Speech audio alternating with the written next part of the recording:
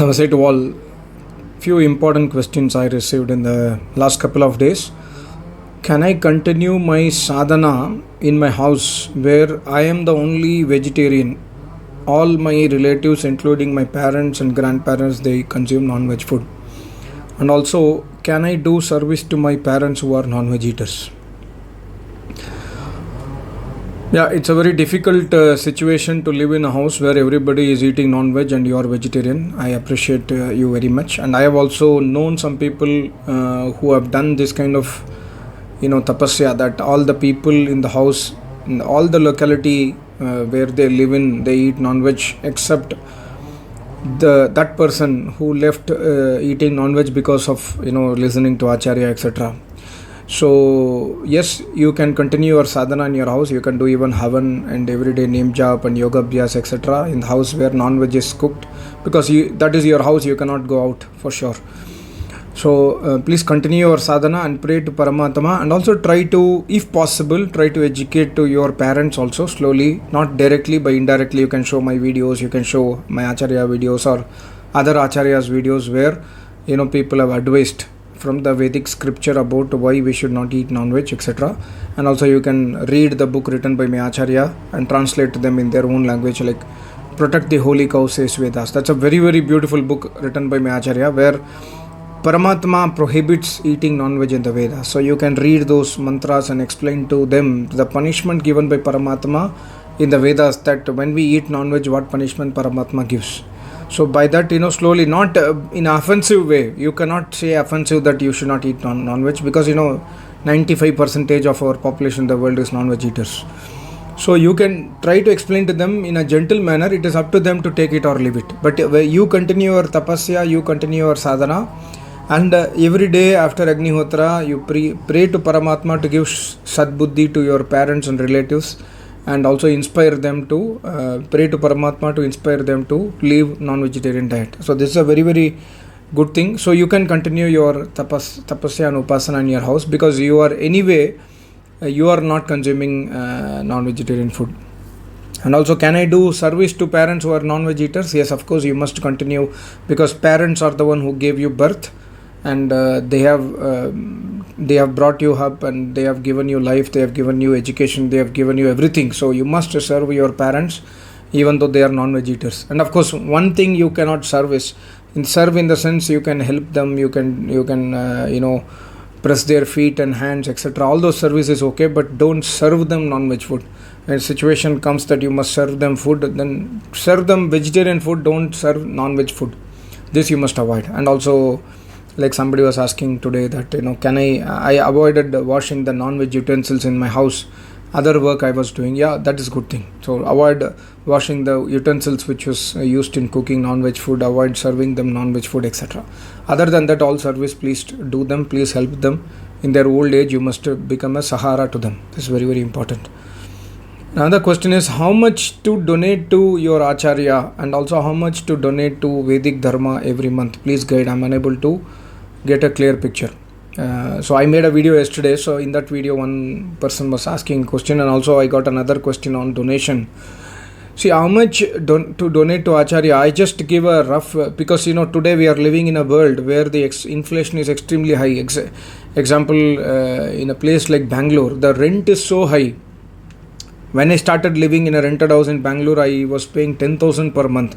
The same house is almost 45,000-50,000 now. So the rent is very high. It's extremely expensive. The inflation, the food prices have gone up. The education, children education has gone up. So I cannot recommend a percentage, they donate this much percentage. But what I can say is, if you are earning 1 lakh rupees a month, and you have a wife and let's say 2 kids and old parents in your house, and you are taking care of all the expenses, out of 1 lakh, you are getting 1 lakh in your hand every month, and you are living in a rented house or own house, whatever it is, you can try to donate maybe 4,000 to 5,000 rupees every month towards Vedic Acharya and Vedic Dharma.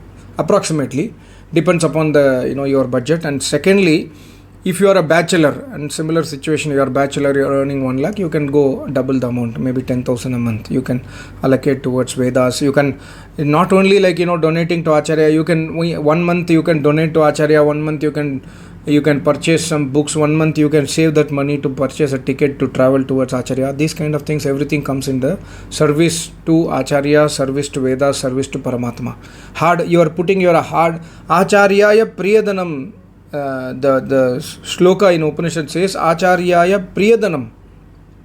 So whatever priya to you, the dhanam is so priya to us. We every day check our bank balance because it's very priya to us. We know the benefit of the money, right?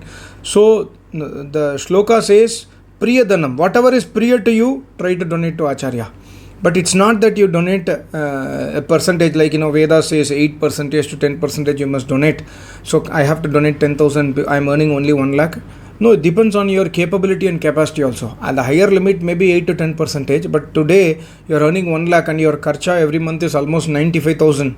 Then by 5,000 only you can donate. That's okay. But try to avoid unnecessary expenses and try to invest money in the donation, because donation is not an expense. Donation is an investment towards your own spiritual growth, as I told in my yesterday's video. If you have not gone through the video, please go through that video from Samaveda. So very, very important thing on donation. And next one is why men and women in Kaliyuga are more sensual. Very simple. It's not about Kaliyuga. In any yuga, when men and women they leave the Vedic way of education, when they take the priority to feed their body and then leave the spiritual thing. In any yuga, it may not be Kali Yuga, or it can be in Satyuga also, Treta also, because after this Kali Yuga, Satyuga will come. People have been saying that after this Kali Yuga is over, next Satyuga will be golden era. No, it will not be golden, it will be further worse. Because in this yuga, if we have left Paramatma, in time to come, everywhere Paramatma we will leave, and Paramatma also will leave us. So not only in Kali Yuga, men and women are sensual. In all the yugas, whenever men and women have left Vedic education, whenever men and women have distanced themselves from Acharya and Paramatma, they have become sensual. So it will continue not only in Kali Yuga, it will continue in the next yugas to come. So very, very important.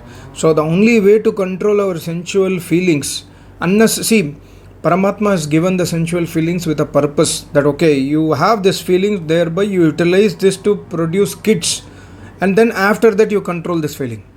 So Brahmacharya ashram, we must control this feeling. In Grahastha ashram, we must use this to produce kids. After that we must become brahmacharis, and Vanaprastha ashram and Sannyasa ashram we must become a brahmachari.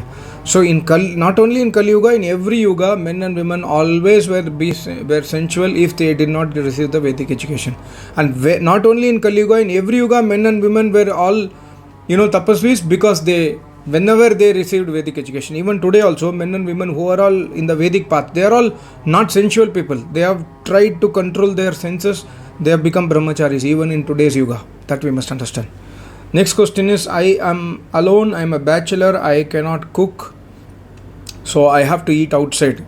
I eat vegetarian food, but not in the house. I eat outside, so is it okay? Yeah, if you are a bachelor and you do not know cooking, or because of circumstances you have to eat outside, then it's, of course, you have to survive.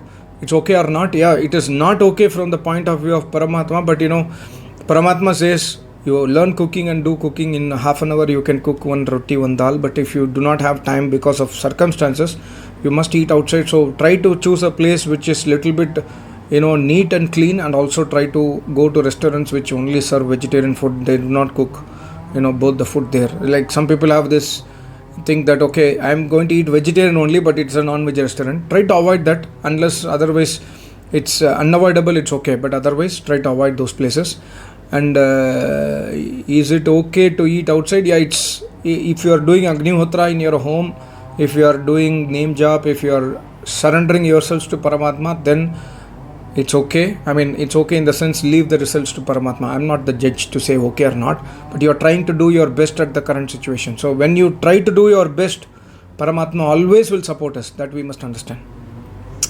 Last question, I want to visit your Acharya's ashram, but no response from the website vedmandir.com since many months. I have written to your Acharya for permission. What should I do?